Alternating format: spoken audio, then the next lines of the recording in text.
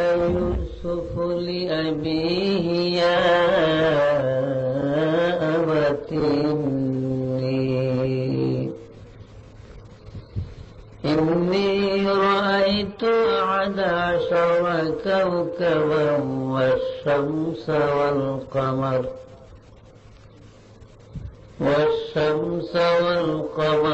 رأيتهم لي ساجدين قال يا بني لا تقصص رؤياك على إخوتك فيكيدوا لك كيدا إن الشيطان للإنسان عدو مبين صدق الله العظيم وبلغنا رسولنا الكريم صلوا عليه وسلموا تسليما الله زاد محمدا تعظيما صلى الله محمد صلى الله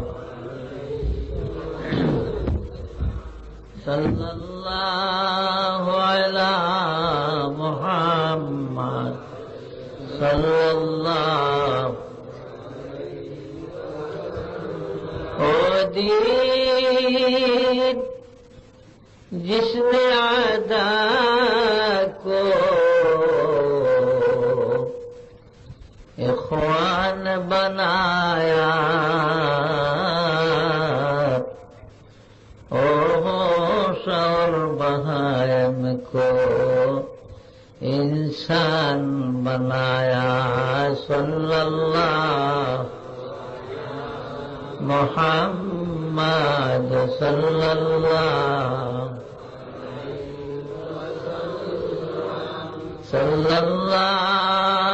अलैहि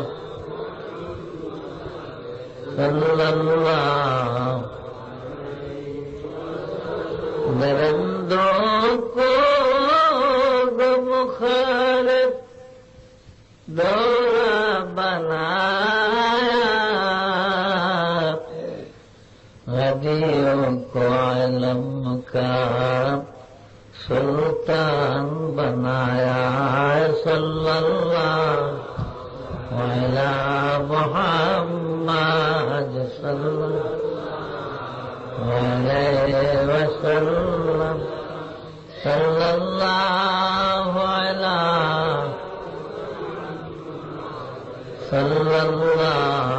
अलैहि बलगल उला बिकमालिही कसबत दुजा बिजमालिही हसनत जमीअ खिसालिही सल्लल्लाहु अलैहि पाक है गिरदे वतन से तेरे दामान तेरा तो यूसुफ है के हर मिस्र है हर कनान तेरा बलगल उला कसबत दुजा बिजमालिही हसनत जमीअ खिसालिही सल्लल्लाहु अलैहि আলহামদুলিল্লাহ আজকে আপনাদের এই সিরাজনগর যুব সমিতির মাধ্যমে পবিত্র ইসলামী জলসার মাননীয় সভাপতি সাহেব মুআজ্জাজ উলামায়ে কেরাম সমবেত ধর্মপ্রাণ মুসলমান ভাইগণ এবং পর্দার আড়ালে মা ও বোনেরা, আলহামদুলিল্লাহ ইতিমধ্যে বাদ মাগরিব থেকে উলামায়ে কেরামগণ একের পর এক আপনাদের সামনে বয়ান করেছেন। আমল করলে একজন মুসলমানের জীবনের জন্য অনেক ওয়াজ হয়েছে। আলেমরা হয়তো আপনাদের দেশে অনেকে একটু মনক্ষুণ্ণ, দেশের আলেম আপনাদের জানা যায় মরণে বাসনে বিপদে আপদে দেশের আলেমরা আপনাদের কাজে লাগবে।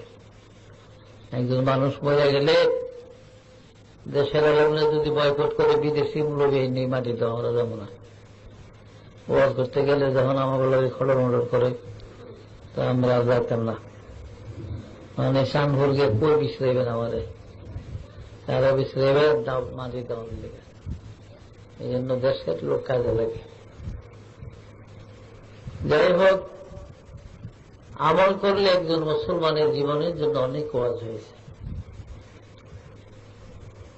আমরা মুসলমান, আমাদের কালেমা লা ইলাহা ইল্লাল্লাহু মুহাম্মাদুর রাসূলুল্লাহ। Europe, America, London, German, Japan, Thailand, Russia, Bharat, Pakistan, দুনিয়ার যে কোনো দেশের মুসলমানদের কলেমা জিজ্ঞাসা করেন, এই কলেমাটাই বলবে। কি বলবে? লা ইলাহা ইল্লাল্লাহু মুহাম্মাদুর রাসূলুল্লাহ। একই কলেমার মুসলমান সবাই আমরা। আর এই কলেমার মাধ্যমে আমাদের পার হইতে হবে। নবীও একজন, যদিও 2,24,000 নবী, আর নবীদের সংখ্যা সম্বন্ধে আমরা আগে অবগত ছিলাম না। অনেক সময় চিন্তা করতাম 2,24,000 নবী বা 1,24,000 আলেমরা বলে, অনেক সময় বলে না, তাইলে 1 লাখই মতান্তরে হয়ে যায়। আমি ইংরেজি 1962-তে প্রথম বছর যখন 1965 ইংরেজিতে প্রথম বছর যখন হজে যাই, তখন মদিনা ইউনিভার্সিটির ভাইস চ্যান্সেলর ছিলেন শেখ আব্দুল আজিজ বিন আব্দুল্লাহ বিন বাজ। আমাদের কয়েকজন আলেমের পক্ষ থেকে মুরব্বী হিসাবে ছিলেন আফগানিস্তানের মাওলানা ওবায়দুল্লাহ আনোয়ার আফগানি, কান্দাহারে বাড়ি ছিল তার। তার মাধ্যমে প্রশ্ন করা হল নবীদের সংখ্যা সময় কাম আদাদুল আম্বিয়া আলাইহিমুস সালাতু ওয়াস সালাম মাকতুবান ফিল কিতাবা। হুজুর, নবীদের আদত মূল সংখ্যা কত? তো নবীদের সংখ্যা তিনি দিলেন নূহ কাস্তিয়ে সফিনায়ে নূহের মাধ্যমে, নূহ আলাইহিস সালামের নৌকার মাধ্যমে। নূহ নবীর যে নৌকা ছিল, জিবরাইল আলাইহিস সালামের একটা গাছের চারা নূহ নবীকে দিলেন, হুজুর এটা আপনি বাইতুল মুকাদ্দাস লাগান। এই গাছটার বয়স 950 বছর হইল।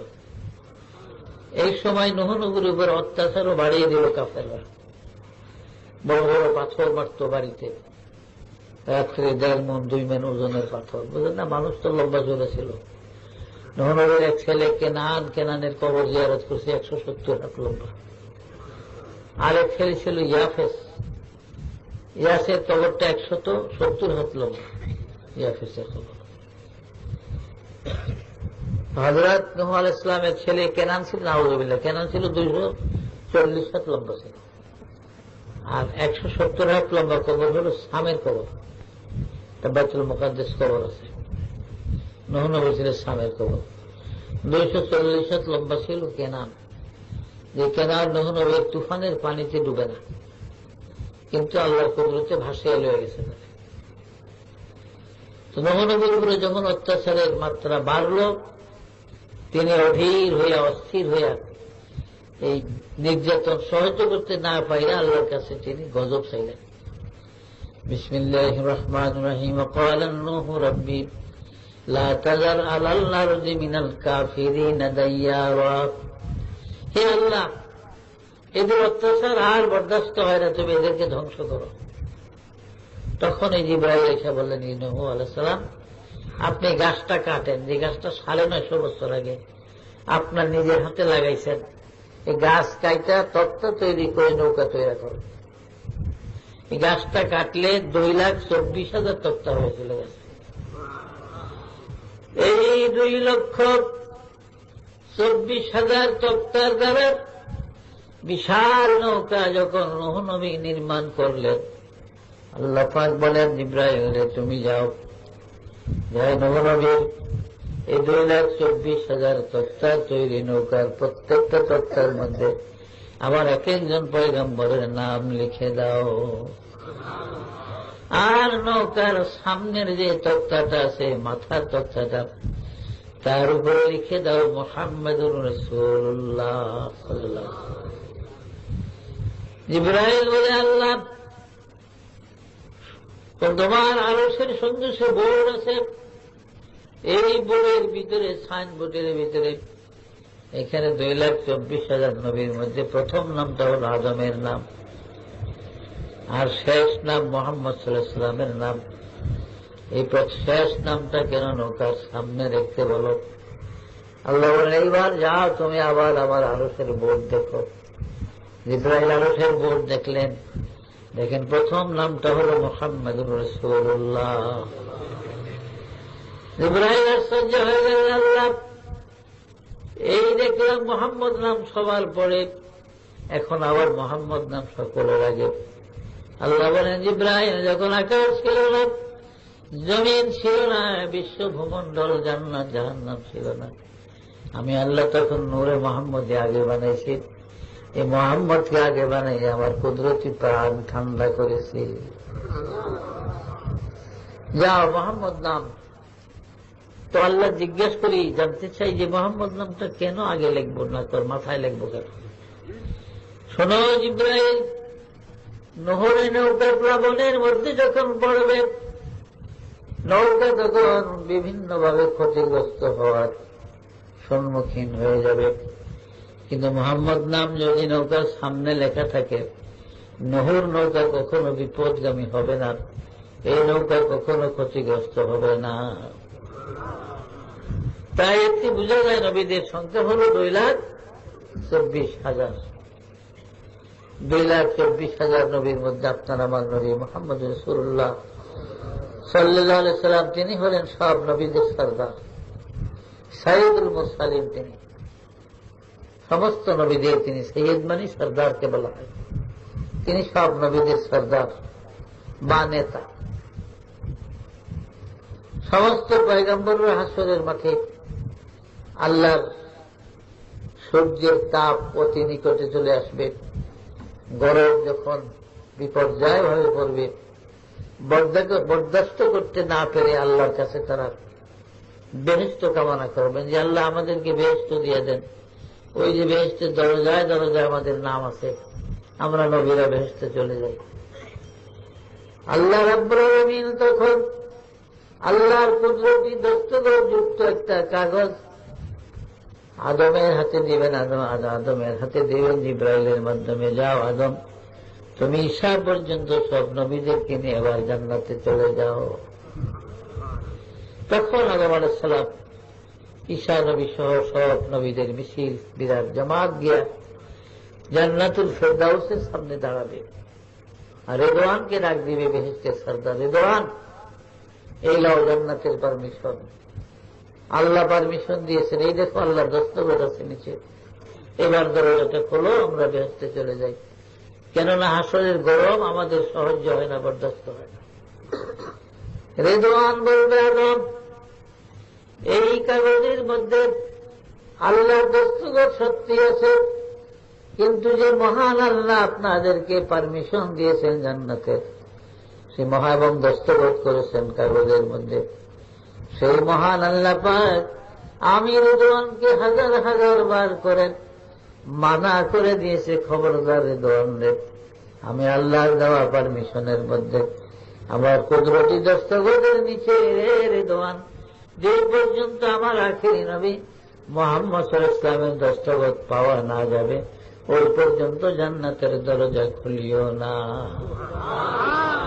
কাজে হে আদম, এই পারমিশনের মধ্যে আখিরি নবী মুহাম্মদ সাল্লাল্লাহু আলাইহি ওয়াসাল্লামের নাম নাই, তার দস্তখত নাই, কাজে জান্নাতের দরজা খোলা যাবে না। তখন সব নবীরা ঘুরবে আসরের ময়দানে, ঘুরতে ঘুরতে তারা মিজানের পাল্লার কাছে আসবে, দেখবে এখানে হাসান হুসাইন দুই ভাই, তারা কারবালার শহীদানদের রক্ত মাখা জামা কাপড় নিয়ে দাঁড়িয়ে আছে, কাঁদতেছে। তারা কি চান আপনারা? নবীরা সালাম দিবে সমস্ত নবীরা দুই ভাইকে, কিন্তু তারা নবীদের সালামের জবাব দিবে না, শুধু জিজ্ঞাসা করবে আপনারা কি চান।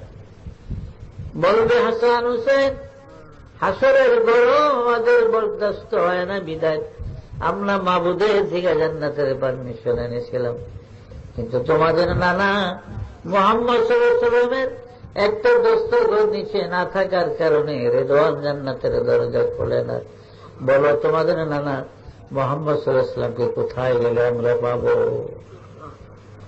হাসান হুসেন তখন বলে, শোনেন, রবিউল আউয়ালের 12 তারিখ যেদিন আমার নানা দুনিয়া থেকে বিদায় গ্রহণ করেন, তখন নানি আয়েশার ঘরে আমরা 2 ভাই ঘুমের মধ্যে ছিলাম। হাসান হুসাইন দোনো ভাই আসিয়া নানাজির গলেতে ধরে কান্দিয়া, আমরা দোনো ভাই ছিলাম নানা ঘুমেতে, সাদা একটি তাবু দেখলাম স্বপ্নেতে, কি স্বপন দেখাছি মোরা দুইজনা, স্বপ্নের তা বিয়োগ করেন গো নানা। নানা, আমরা নানি আয়েশার ঘরে ঘুমিয়েছিলাম, হঠাৎ একটা সাদা তাবু দেখে আমরা ধরতে গেলাম, কিন্তু ধরতে পারলাম না, তাবুটা উপরে উঠে যায়। বলে, এটা কিসের তাবু দেখলাম আমরা? যে স্বপন দেখাছ তোমরা দুইজনা, তোমার নানার কবরের নিশানা। এটা তোমাদের নানা মুহাম্মদ সাল্লাল্লাহু আলাইহি ওয়াসাল্লামের কবর তোমরা দেখেছ, যেহেতু আয়েশার ঘরে আমার কবর হবে। আয়েশার ঘরে নবীজির কবর, রাসূলের কবর। বন্ধুরা আমার, হিজরত করে যেদিন নবীজি মদিনায় যায়, এখানে মাঝখান থেকে বলি, হিজরত করে রাসূল পাক সাল্লাল্লাহু আলাইহি ওয়াসাল্লাম যখন মক্কার দিকে রওনা হলেন, আবু বকর সঙ্গে, আর আবু বকরের গোলাম আর একটা উট। আবেশিনিয়ার একদল বণিক ব্যবসায়ী, তারা ব্যবসা উপলক্ষে আবেশে ফারসের থেকে আবেশিনিয়া যাওয়ার পথে খায়বরের গিরিপথের দিকে নবীজিকে ঢুকতে দেখছে তারা। এদিকে মক্কাতে হয়েছে, জিজ্ঞাসা করেন কি হয়েছে? বলে, আমাদের মুহাম্মদ পালিয়ে গেছে। মুহাম্মদ সাল্লাল্লাহু আলাইহি ওয়াসাল্লামকে আমরা মারবার জন্য পরিকল্পনা করেছি, সে পালিয়ে চলে গেছে, বোধহয় মদিনা গেছে। আবু সুফিয়ান দল বল ভাও করতেছে, আমরা মদিনা আক্রমণ করব, যুদ্ধ করবো মদিনার লোকের সঙ্গে। তারপরে মুহাম্মদকে ছিনিয়ে আনবো আমরা। আবেশিনিয়ার লোকেরা জানতো যে মদিনাবাসী লোকেরা রাসূলকে ভালোবাসত, বলে যে তোমাদের সেই নবী মুহাম্মদ সাল্লাল্লাহু আলাইহি ওয়াসাল্লাম আবু বকর সহ খায়বরের গিরিপথের দিকে ঢুকতে দেখছি, এরপরে আর জানি না, তো আমরা সংবাদ দিয়ে গেলাম, এখন বাকি কাজ তোমাদের। এই বললে আবেশিনিয়াবাসী কয়েকজন লোক তারা চলে গেলেন। রাত্রে মিটিং এ বসছে মদিনার বড় বড় সরদাররা, মদিনার মহল্লায় উজোয়ার মধ্যে। উজোয়া আসলে আরবিতে খাজুরকে বলা হয়, তামারুল উজোয়া, বুখারীতে আছে। উত্তম খুরমা বা খাজুর হল মদিনার তামারুল উজোয়া। এগুলো তো আমরা তো খাজুর কিনি 40-50 টাকা মনের খাজুর, ওগুলো বেছেন না, চালাই বেছেন না, ফলবা বেছেন না। আসলে মদিনার উজোয়া খুরমা যেগুলো, এগুলো খুব দামি। ডেমরা থানার এমপি সালাউদ্দিন সাহেব 2 বছর আগে আমাদের 4 কেজি খাজুর দিছিল, মসজিদে দিছে 10 কেজি, আর আমাদের দিচ্ছে পার্সোনাল ভাবে 4 কেজি দিয়া। তো হুজুর 1 কেজির দাম কিন্তু 400 টাকা, পুরস্কার খাবো। আমারে দিচ্ছেন তো বাড়িতে নেওয়া যাবে, পাওয়া যায় আপনাদের পার্সোনাল ভাবে দিচ্ছে। তো আমি বাড়িতে নিচ্ছি, আমার পুরো হবে না আশ্চর্য, এই খাজুর তো জীবনে দেখি না আমরা। আঙ্গুলের মতো লম্বা লম্বা খাজুর, হ্যাঁ লাল না কিন্তু একটু সবুজ রঙের, খুব সুন্দর খাজুর। এগুলোকে তামারুল উজোয়া বলা হয়। সালমান ফারসি রাদিয়াল্লাহু আনহু এই বাগানগুলি কিনে দিয়ে গেছে, তার ওই সকল বাগানেরই খাজুর। আর এগুলা বর্তমানে মদিনার বড় বড় সরদারদের অধীনে বেশি। বাংলাদেশ দেখেন না, বাংলাদেশের বড় বড় উত্তম জায়গাগুলো ধনীদের বড় বড় লোকের অধীনে থাকে, কি বলেন, থাকে না? এই যে হবিগঞ্জ কয়েকটা কি মেলগানি আছে, এগুলো আপনার ওই যে কি মিনাজউদ্দিন সিনহা নাকি কয়েক একজন মন্ত্রী আছে বিক্রমপুরের, ওনার এগুলি মেলগুলি শুনলাম। তারপরে ঢাকা কাশপুর ব্রিজের এই পার একটা 4তলা বিল্ডিং, একটু মিনহা আপনার ওই সিনহার এগুলি মেল। বড় বড় চা বাগান গুলা বিরাট বিরাট ধনী, বড় বড় বিখ্যাত ধনী যারা, তাদের আন্ডারে তারা এগুলা লিজ বা কি বলে সরকার থেকে বন্দোবস্ত নিচ্ছে। কারণ গরিব মানুষ শুধু কাজ করে, লেবারি করে, গরিবেরা এগুলা তত্ত্বাবধান করতে পারে না। তো মদিনার জুয়া মহল্লার ভিতরে বড় বড় ধনী, এই ধনীরা মিল্লা তারা বৈশা সেখানে একটা মিটিং করছে রাত্রে। এই মিটিং এর ভিতরে তারা কয়েকটা দল করছে যুবক সন্তানদেরকে দিয়ে। বড় বড় যুবক ছেলেরা শক্তিশালী, তাদেরকে তাদের মাধ্যমে 30 জন 40 জনের একটা দল বানাইছে। প্রত্যেকের হাতে তীর, তলোয়ার, ঘোড়া সকলকে দিয়া কাদসিয়ার রাস্তায় একদল, হুনায়নের পথে একদল, খাইবরের গিরিপথে একদল, কাশফিয়ানের দিকে একদল, এইভাবে বদরের দিকে একদল, বিভিন্ন জায়গায় দল পাঠিয়েছে যে তোমাদের যেই দলের সঙ্গে মুহাম্মদ সাল্লাল্লাহু আলাইহি ওয়াসাল্লামের দেখা হয় তাকে তোমরা সম্মান দিয়া সহি সালামতে গার্ড দিয়া তোমরা পাহাড়া দিয়ে মদিনায় নিয়ে আসবা, কাফেররা যেন অত্যাচার করতে না পারে। এইভাবে এক এক দল এক এক দিয়ে গেছে। খুব ভোরে সামিয়া মহল্লার মধ্যে আগে কয়েকটা মেহেদি গাছ ছিল, মেহেন্দি গাছ ছিল, এখন উঁচা জায়গাটা, এইখানে সাদ নামে এক সর্দারের ছেলে দাঁড়াইছে। কারণ অনেক গ্রামের মাতবরের সর্দারের ছেলে পেলের মধ্যে ছোট হইলে দেখেন অনেক ছেলেরা মাতবরিও করে, খেলাধুলার মধ্যে মাতবরি করে না, মাতবরি করে। এক হাক্কার গোড়া ওগা পোলা লঙ্গি মরু দিয়ে বয়ে দিছে, আর বাকি পোলা হয়ে গেলে হাক্কার তো লাভ দিয়ে খালো করে। খুঁজুরে গিয়া লঙ্গি মরু দিয়ে খাওয়াই না, ওরে ফসে করলে মাসাল্লাহ একটু লাগে কত ভালো, ওগুলি কত অসভ্য, এদিকে লাভ দিয়ে খালি বানিতে পারে। আর এই ছেলেটা চুপচাপ বয়ে দিছে। পোলা লঙ্গি খুললে মাথার টানে করলে হুজুর আমার এখন ভালা, ওরা একটা হয়তো আমার লগে পারে না, আমি বললাম লিডার আজকে 4-5 দিন জ্বরে মজা দিতেছি আমি, এর লেগে পানি পেলামি না। হুজুর এটা তো বড় শয়তান রে, মনে হয়েছিলাম এটাই ভালো, এটাই বড় শয়তান। আমি দলের নেতা হইলাম আমি, কিন্তু আমি জ্বর 4-5 দিন জ্বরের কারণে আমি লাভ দিই না, পানি পেলামি না। তো মদিনার সাদ নামে 10-11 বছর ছেলেটা চিৎকার শুরু করছে, হে মদিনার ছেলে মেয়েরা আসো, একটা নতুন সংবাদ, একটা শুভ সংবাদ তোমাদেরকে দিব। 3500 মতন ছেলে মেয়ে উপস্থিত হয়ে গেছে সাদের ডাকে। এখনো মদিনার সব মানুষের ঘুম ভাঙে না। কিন্তু সাদ কেন এত ডাকা ডাকি?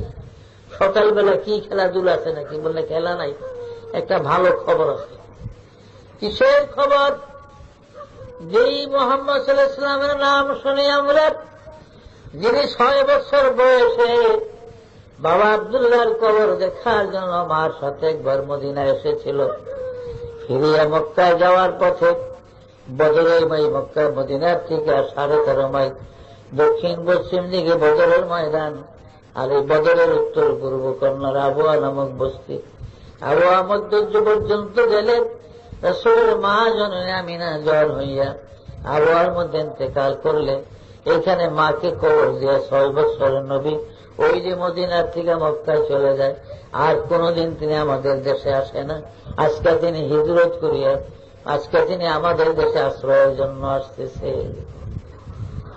তবে হে মদিনার ছেলে মেয়েরা, আমার মন বলতেছে নিশ্চয়ই রাসূল আমাদের মদিনায় প্রবেশ করবে না আগে তার মা আমিনার কবর জিয়ারত না করে। এই জন্য চল, আমরা আবহাওয়ার মধ্যে যে অবস্থান নেই, তাইলে আগে মোহাম্মদের সঙ্গে আমাদের দেখা হবে, মুহাম্মদ সাল্লাল্লাহু আলাইহি ওয়াসাল্লামের সঙ্গে আমাদের দেখা আগে হবে। আমাদের সাহেব সরদারদের আগেও আমরা নবী মুহাম্মদ সাল্লাল্লাহু আলাইহি ওয়াসাল্লামকে দেখব। এই বলে খুব ভোরে রওনা করে তারা কতগুলি খুরমা হাতে নিয়ে চলে গেছে। তারা ডাইরেক্ট সন্ধ্যার আগে আগে তারা এই 3500 ছেলে মেয়ে আবহাওয়া বস্তির ভিতরে রাসূলের মা জননী আমিনার কবরের কাছে গিয়ে তারা আশ্রয় নিয়েছে। হুজুর সাল্লাল্লাহু আলাইহি ওয়াসাল্লাম খায়বরের গিরিপথ দিয়া মদিনার দিকে আসতেছিলেন। এই সময় জিবরাইল দেয়া নবীজিকে বাধা দিলেন, ইয়া রাসূলুল্লাহ, আল্লাহ খবর পাঠাইছে আপনাকে বদরের রাস্তা যাওয়ার জন্য। নবীজি বলেন বদরের পথে যাব। বদর তো খোলা মেলা মাঠ, এখানে মরুভূমি, তারপরে পাহাড় পর্বত এমন নাই। কাফেরা দূরের থেকে আমাদেরকে দেখবে, বলে দেখা না থেকে সেটা আল্লাহর ইচ্ছা। তো আল্লাহর হুকুম হয়েছে আপনি বদরের পথে মদিনায় যাওয়ার জন্য। আপনার মা আমিনার কবরের কাছে গত সন্ধ্যার থেকে ৩,৫০০ মতো ছেলে মেয়ে অপেক্ষা করতেছে এক নজর আপনাকে দেখার জন্য। ইয়া রাসূলুল্লাহ, ওই ছেলে মেয়েগুলা যদি আপনাকে আগে দেখতে না পায়, আপনি তাদেরকে অতিক্রম করে মদিনায় চলে যান, হয়তো ওই ছেলেগুলো হার্ট ফেল করে মারা যাবে। এরা আপনার মতো অনুগত, আপনার বড় ভক্ত। আপনি যান, এই মদিনার্থে আপনাকে যেতে হলে বদরের পথেই যাবেন, আল্লাহ পাক আপনাকে পাহারা দিবে। বন্ধুরা আমার, মওলুদে আরুজ কিতাবের মধ্যে লেখে, রাসূল যখন বদরের পথে রওনা হলেন, কাফেররা ইচ্ছা করলে দূরের থেকে দেখবে। এই জন্য জিব্রাইলকে আল্লাহ হুকুম করেন, জিব্রাইল তুমি আকাশে উঠতে থাকো আর তোমার পাখাগুলো এমন ভাবে বিস্তার করো যেন কাফেরের চোখে নজরের মধ্যে আমার নবী মুস্তাফা না পড়ে। জিব্রাইল পাখা দিয়ে রাসূলকে ঘুরিয়া ঘুরিয়া আবহাওয়া পর্যন্ত বসিয়ে দিলেন। বলে সুবহানাল্লাহ। আবহাওয়ার মধ্যে গেলে মদিনার সব শিশুরা দৌড়িয়ে আসলো, তারা এই দিক দিয়ে আসো, হুজুরের মাথার কুঞ্জ করলো, তুমি এই ভাষা আসো। আল্লাহুম্মা সাল্লি আলা সাইয়্যিদিনা মাওলানা ওয়া আলা আলি সাইয়্যিদিনা মাওলানা আল্লাহুম্মা সাল্লি আলা